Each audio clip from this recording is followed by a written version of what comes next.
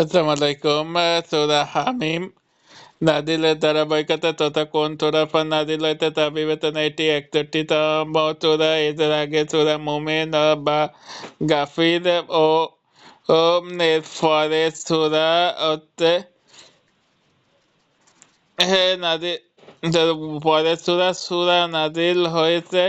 বর্তমানে কোরআন মাজিদের বিন্যাস অনুযায়ী এটি 41 নং সূরা। এর আগে সূরা মুমিন বা গাফির পরে সূরা মাক্কি যুগে মাঝামাঝিতে নাজিল হয়েছে। আয়াত 54, সূরা নং 41 মাক্কি। হামিম এর ব্যাপারে ইবনে আব্বাস রাদিয়াল্লাহু বলেন, এটা হলো আল্লাহ তাআলা ইলমের আযাব হামিম দিয়ে শুরু হওয়া সূরাগুলোর মধ্যে এটি একমাত্র সূরা যার 33 থেকে 38 নং আয়াতে সাজদা রয়েছে, তাই এর নাম দেওয়া হয়েছে হামিম সাজদা। এর আরো একটি নাম হলো ফুলতিলা, যার অর্থ স্পষ্টভাবে ব্যক্ত করা 3 নং আয়াতে। এ শব্দটি এতে মেজর তিন বিস্ময় নিদর্শন আল কোরআন, কোরআনের প্রতি কাফিরদের অনীহা, ইমানের পথে মুমিনদের অবিচলতা। সূরা শুরু ও শেষ সম্পর্ক। সূরাটি শুরু হয়েছে সত্য থেকে কাফিরদের মুখ ফিরিয়ে নেওয়ার আলোচনা দিয়ে, যা সুসংবাদ দেয় এবং সাবধান করে। তারপরও তাদের অধিকাংশ লোক মুখ ফিরিয়ে রেখেছে, কথা শুনতে না। আর এই মুখ ফিরিয়ে নেওয়ার কারণটা সূরার শেষ ভাগে জানানো হলো। আমি যখন মানুষের উপর কোনো করুণা করি তখন সে আমার অনুগ্রহ আহ্বান থেকে মুখ ফিরিয়ে নিয়ে দূরে চলে যায়। অন্য সূরার সঙ্গে সম্পর্ক। এ সূরার আগে সূরা হলো সূরা মুমিন, যার শেষ অংশে আল্লাহ তাআলা বলেন, তারা নিজেদেরকে জ্ঞান নিয়েই আনন্দে মেতে উঠল আর তাদেরকে সেটাই ঘিরে ধরল। সূরা হামিম সাজদা ও শুরু হলো কাফিরদের কর্মকাণ্ড নিয়ে। এরপর তাদের অধিকাংশ লোক মুখ ফিরিয়ে রেখেছে, কথা শুনতে না। শানে নুজুল। একদিন নবীজি কাবা চত্বরে বসে আছেন, এমন সময় কুখ্যাত মুশরিক উতবা ইবনু রবিয়া তার কাছে এলো। নবীজির পাশে বসে অনেকগুলো প্রস্তাব দিতে লাগলো। সে আর সেগুলো থেকে যেটা ভালো লাগে নবীজিকে সেটাই বেছে নিতে বলল। যেমন, আপনার এই দাওয়াতের উদ্দেশ্য যদি ধন সম্পদ কামাই করা হয় তাহলে বলুন বলুন আপনাকে আমাদের মধ্যে সেরা ধনী বানিয়ে দেব। যদি নেতৃত্ব চান আপনাকে নেতা হিসেবে মেনে নিতে আমরা তৈরি। যদি বাদশাহী চান গোটা আরবের বাদশা আপনি হবেন। আর যদি আপনার উপর কোনো জিনের আসর পড়ে থাকে তাহলে আমাদের খরচে সবচেয়ে ভালো চিকিৎসা করাবো। আল্লাহ রাসূল সাল্লাল্লাহু আলাইহি সাল্লাম তখন তাকে বললেন, উতবা আপনার কথা শেষ হয়েছে, তাহলে আমার কথা শুনুন। তখন তিনি এই সূরা তিলাওয়াত করলেন, যেখানে আদ জাতির অবাধ্যতা জাতির কথা বলা হয়েছে। সেই অংশটুকু পড়লেন নবীজি। পুরো তিলাওয়াত শুনে উতবার চেহারা রং পাল্টে গেল। তার তাঁতিরা বলা শুরু করলো, উতবা তোমার মধ্যেও জাদুর প্রভাব পড়লো। মূলত তখনকার কাফিররা নানাভাবে নবীদের দাওয়াত বন্ধ করতে চাইতো, মুমিনদের চরম বিরোধিতা ও হয়রানি করতে। এই সূরা নাজিল করে আল্লাহ তাআলা মুমিনদেরকে সাহস যোগান, উত্তম ও নৈতিক ও চরিত্র নিয়ে সামনে এগিয়ে যাওয়ার উপদেশ দেন, আর কাফিরদেরকে দেখান আযাবের ভয় ও হুঁশিয়ারি। সেগমেন্ট কুরআন বিমুখতা। সূরার শুরুতে কাফিরদের একটি বৈশিষ্ট্য তুলে ধরা হয়েছে, তারা কুরআন থেকে মুখ ফিরিয়ে রাখে। করুণা ও ক্ষমতা। বান্দার প্রতি আল্লাহর করুণা শেষ নেই, তার ক্ষমতাও অসীম। তাহার অসংখ্য নির্দেশন এই ঘোষণাই দেয় যে আল্লাহর এক, তাহার কোনো শরীক নেই। হুঁশিয়ারি, আল্লাহর এত এত নির্দেশন দেখেও যারা ঈমান আনবে না তাদের প্রতি সূরার একেবারে শেষ অংশে হুঁশিয়ারি উচ্চারণ করা হয়েছে। ফজিলত, এই সূরাটির হামিম সংযুক্ত সূরাগুলোর একটি। এগুলোর ব্যাপারে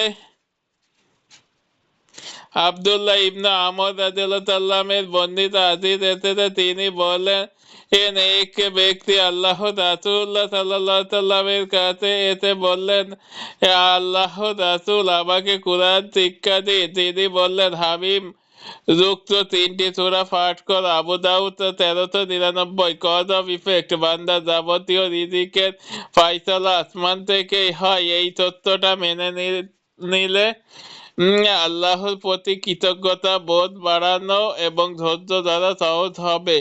সেন্ট্রাল থিম, কোরআনের বার্তা পুরোপুরি স্পষ্ট।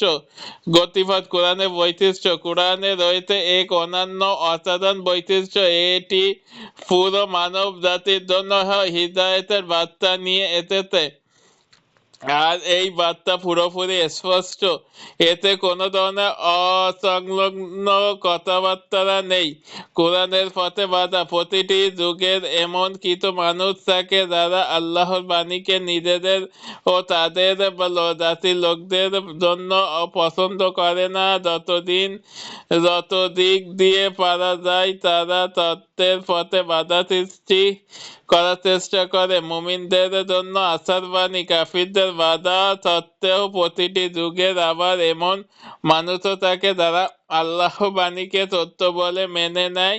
তাদেরকে শোনানো হয়েছে আশার বাণী। কোরআনের ব্যাপারে আপত্তিকর জবাব, অবিশ্বাসীরা কোরআনের পথে বাধা সৃষ্টি করতে সেসব অমূলক আপত্তি তুলে ধরেছে। আল্লাহ সেসব আপত্তির মোক্ষম জবাব দিয়েছেন এই সূরার শেষ অংশে। ওভারভিউ, 1 থেকে 8 কোরআনের মিশনের উপর আলোকপাত। এছাড়া মসজিদের অবস্থান ও মুমিনদের পুরস্কার নিয়ে আলোচনা করা হয়েছে। আল্লাহর অস্তিত্বের প্রমাণ ও তার সক্ষমতা ও আসমান ও জমিন সৃষ্টি করার ইতিহাস বর্ণনা করা হয়েছে। 9 থেকে 12, 13 থেকে 18 আদ ও সামুদ জাতিকে দেওয়া হয়েছে বিতন শাস্তি। সেই কথা স্মরণ করিয়ে মস্তিষ্কদেরকে সাবধান করে দেওয়া হয়েছে। 19 থেকে 24, মস্তিষ্কদের সকল কাজের নিখুঁত হিসেব রাখা হচ্ছে। তাদের কাজগুলো খুব খারাপ পরিণতির দিকে তাদের নিয়ে যাচ্ছে। 25 থেকে 29, আল্লাহর বাণী মেনে না নেওয়ার পেছনে তাদের ভিতর এক রেখা স্বভাবদায়ী। 30 থেকে 32, আল্লাহ সৎকর্মশীল বান্দারা দুনিয়া ও আখিরাত উভয় জায়গায় পুরস্কার পাবে। 33 থেকে 40, আল্লাহর পথে মানুষকে ডাকবার নিয়ম কানুন জানানো হয়েছে। এছাড়াও শিরক এর ব্যাপারে মানুষকে হুঁশিয়ারি করা হয়েছে। 33 থেকে 40, 41 থেকে 48, পবিত্র কোরআনে কিছু বৈশিষ্ট্য তুলে ধরা হয়েছে। অদৃশ্য সব খবরাখবর ও কিয়ামতের সঠিক দিনক্ষণ একমাত্র আল্লাহই জানেন। 49 থেকে 52, মানব প্রকৃতির বৈশিষ্ট্য হলো বিপদের সময় লম্বা চওড়া দোয়া করে আর বিপদ কেটে গেলে আবার আল্লাহর অবাধ্য হয়। 53 থেকে 54, কোরআনের একমাত্র আল্লাহর তরফ থেকেই এসেছে এই দাবির প্রমাণস্বরূপ আল্লাহ সর্বত্র তার নির্দেশন ছড়িয়ে রেখেছেন। কেস স্টাডি, ব্যক্তি জীবনে আমাদের সবারই কম বেশি সম্পর্কের টানাপোড়েন থাকে। পারস্পরিক কলহ বা জুট ঝামেলাও জীবনে এসে পড়ে, তবে এসব ঝামেলা থেকে বাঁচবার পথ কিন্তু কোরআন আমাদেরকে দেখিয়ে দেয়। এই সূরা 33 থেকে 34 নং আয়াতগুলো একটু দেখা যাক। ভালো ও খারাপ সমান হয় না, অধিক ভালো দিয়ে খারাপের মোকাবিলা করো, তাহলে দেখবে তোমার ও যার মধ্যে শত্রুতা হাতে সে কেমন অন্তরঙ্গ বন্ধু হয়ে গিয়েছে, এ দেখলেই তো কি চমৎকার এক সমাধান। জীবনে চলার পথে তখনই মনে হবে কারোর সাথে আপনি উটকো ঝামেলায় জড়িয়ে পড়েছেন, কিংবা না চাইতেও কেউ গায়ের পড়ে ঝগড়া বাঁধাবার চেষ্টা করে, তখনই সেই খারাপ পরিস্থিতিকে ভালো কিছুর মাধ্যমে মোকাবিলা করতে শিখুন। সেই ভালোটা কি তাও এরপর এর আয়াতে আল্লাহ জানিয়ে দিয়েছেন, আর তা হচ্ছে ধৈর্য। যখন এই গুণটি নিজের মধ্যে ধারণ করবেন, তখন দেখবেন উটকো ঝামেলা আপনার জীবন থেকে বিদায় নিয়েছে, জানের এর দুশ্মন হয়ে গেছে অন্তরঙ্গ বন্ধু। ইবনে কাসির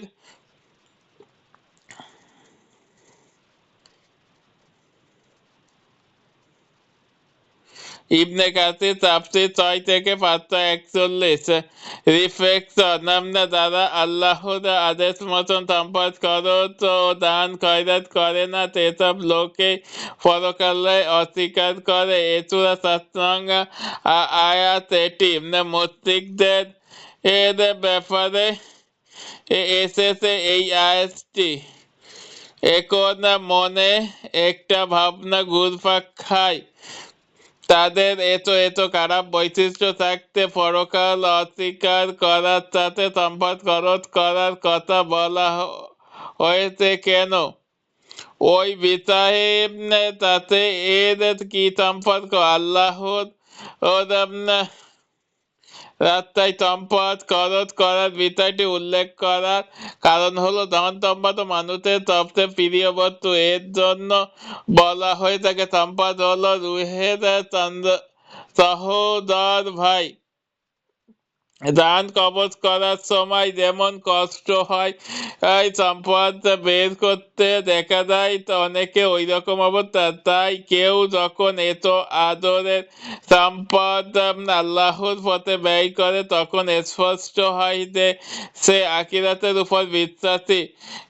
আখিরাতের প্রতিদান পাওয়ার নিশ্চিত বিশ্বাস থাকার কারণে দুনিয়ায় সে সম্পদ খরচ করেছে। কিন্তু কেউ পরকালের প্রতি অবিশ্বাসী হলে মনে করবে টাকাটা পানিতে ফেলা হয়েছে। এই আয়াতটি নিয়ে কি আমরা একটু চিন্তা ভাবনা করবো না?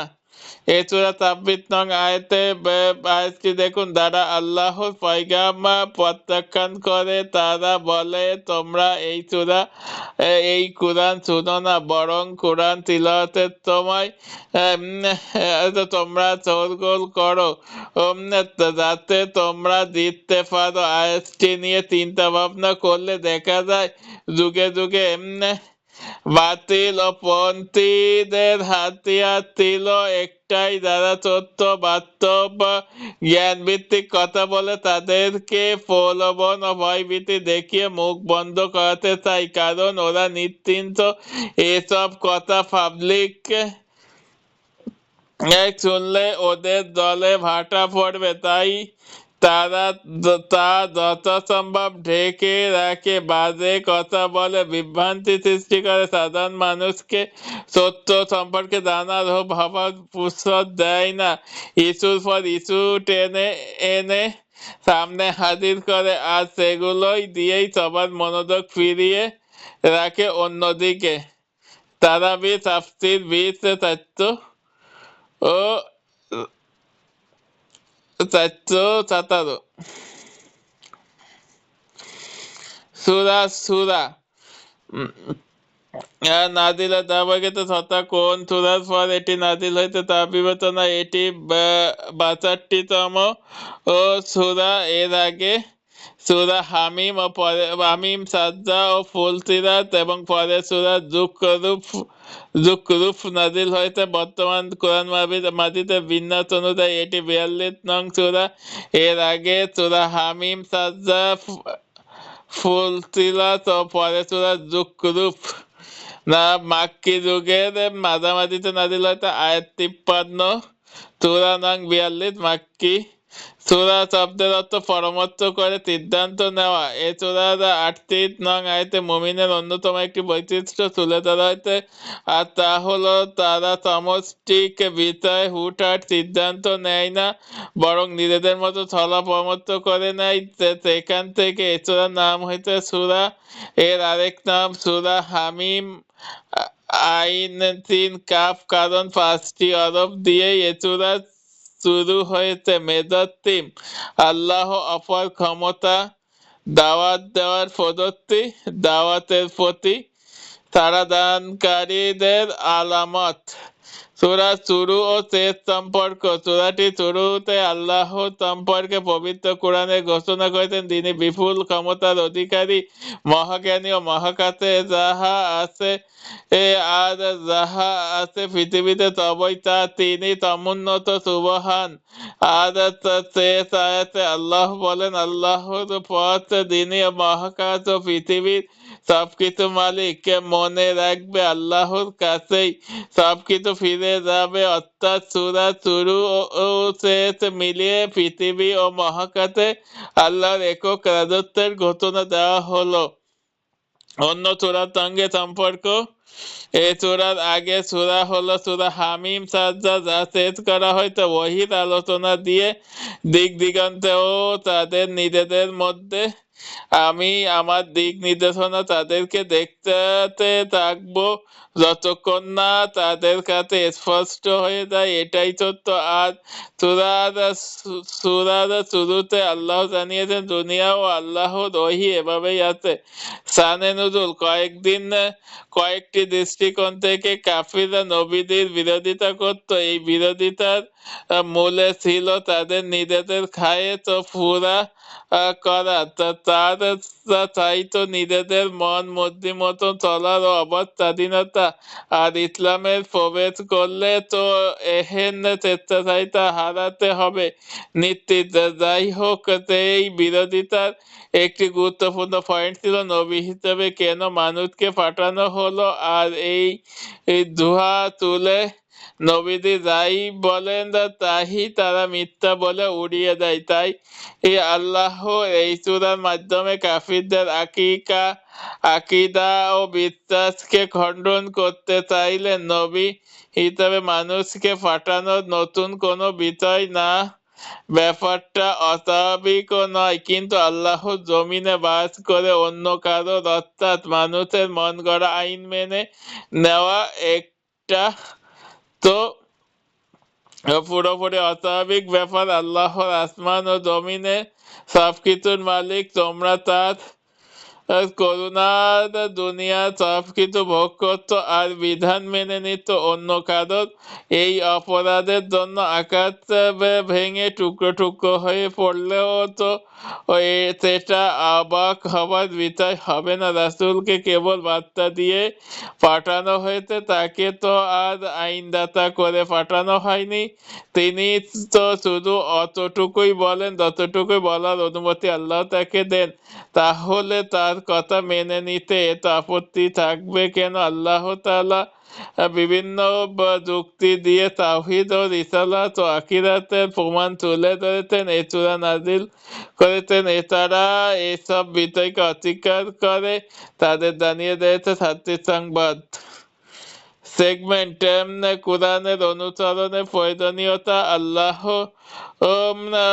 মানুষকে চেষ্টা আর যিনি চেষ্টা তিনি তো তার সৃষ্টি কল্যাণকর ঠিক করে দেবেন। তাই তো আল্লাহ পাঠালেন কোরআন, দা পারফেক্ট গাইডলাইন। দ্বীনের ব্যাপারে করণীয় সমষ্টিগতভাবে দ্বীন কায়েম করতে হবে। দ্বীনের মধ্যে অনৈক্য সৃষ্টি করা যাবে না।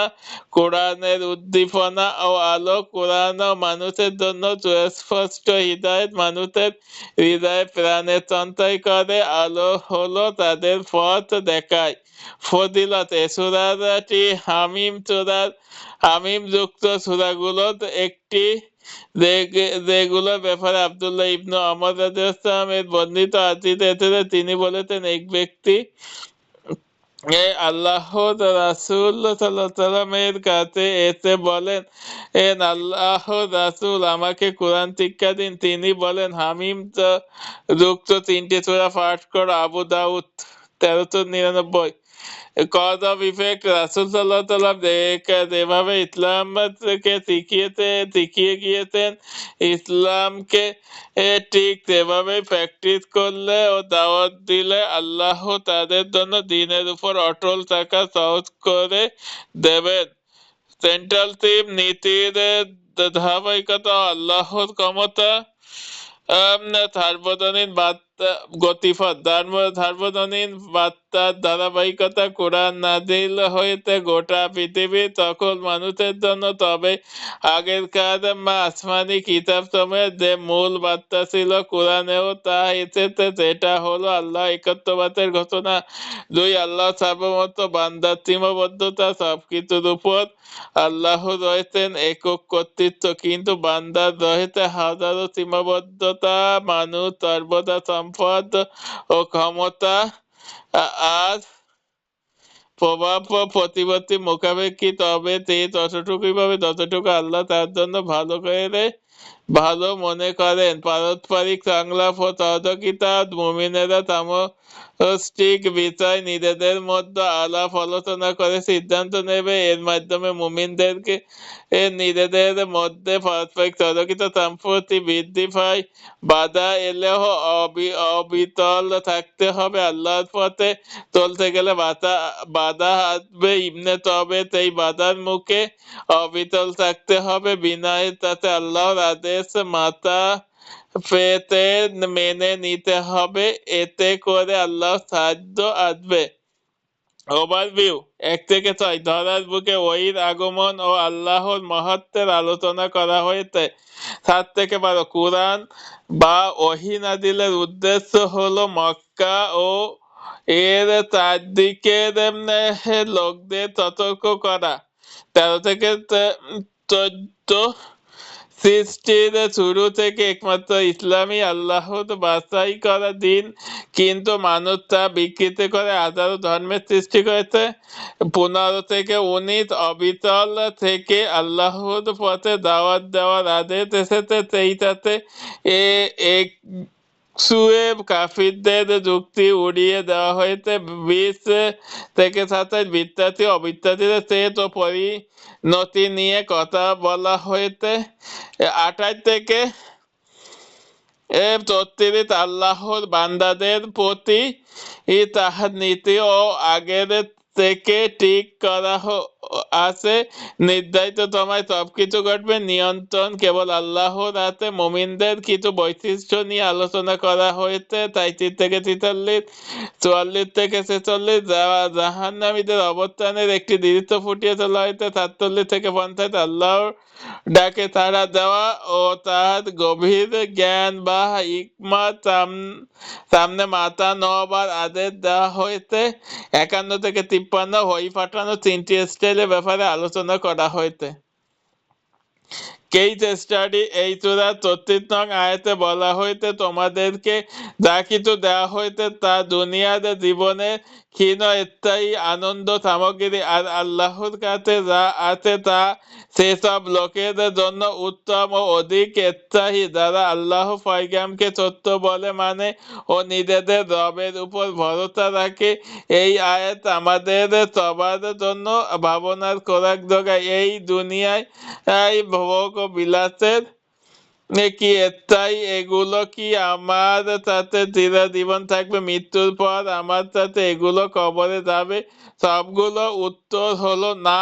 তাহলে কিসের পিছনে আমরা দিনরাত এক করে হন্যে হয়ে ছুটছি, অথচ মৃত্যুর পরে অনন্ত সময়ের ব্যাপারে আমরা একেবারে বেখবর। সেখানেই আমরা কিভাবে থাকবো, সেখানে কি পাবো না পাবো, ওসব নিয়ে আমাদের মোটেও দুশ্চিন্তা নেই। যত দুশ্চিন্তা সব দুনিয়াকে নিয়ে। তাই তোমায় এসেছে জীবনের হিসাব কিতাব খুলে বসার। আল্লাহর কাছে যে সকল উত্তম স্থায়ী পুরস্কার আছে সেগুলো যোগ্যতা অর্জন করলাম কি না সেটা ভেবে দেখার। রিফ্লেকশন, তোমরা তে বিষয়ে মতবিরোধে লিপ্ত হও, তা চূড়ান্ত ফয়সালা আল্লাহর কাছে। সূরা 10 নং আয়াতে মুসলিম উম্মাহ ও কোনো বিষয় নিয়ে মতবিরোধে লিপ্ত হলে কি করণীয় তা বলা হয়েছে, কিন্তু কোনো বিষয় একমত হলে তা পালন করা জরুরি, অর্থাৎ এই উম্মার ইজমা ও বা ঐক্যমতের দলিল হিসেবে গ্রহণযোগ্য, ও তবে অবশ্যই তাহা কুরআন ও সুন্নাহ মোতাবেক হতে হবে। এ ব্যাপারে নবী সাল্লাল্লাহু আলাইহি সাল্লাম বলেছেন, আমার উম্মাহ কখনো ভ্রান্ত বিষয়ের উপর একমত হবে না। সুতরাং এখান থেকে শিক্ষা হলো, মুসলিমরা জামায়াত থেকে বিচ্ছিন্ন হওয়া যাবে না, সকল মুসলিম ভাইয়ের সাথে মিলেমিশে দ্বীনি কাজে শরীক থাকতে হবে। তিরমিজি 21-66। আহলে কিতাব তথা ইহুদি খ্রিস্টানদের অনুসরণ করা যাবে কিনা সে সম্পর্কে 15 নং আয়াতে বলা হয়েছে, তোমরা তাদের খেয়ালকুতি অনুসরণ করো না। এখানে কিন্তু আল্লাহ তাআলা বলেননি তোমরা তাদের দ্বীনের অনুসরণ করো না। বিষয়টি নিয়ে চিন্তা করা প্রয়োজন।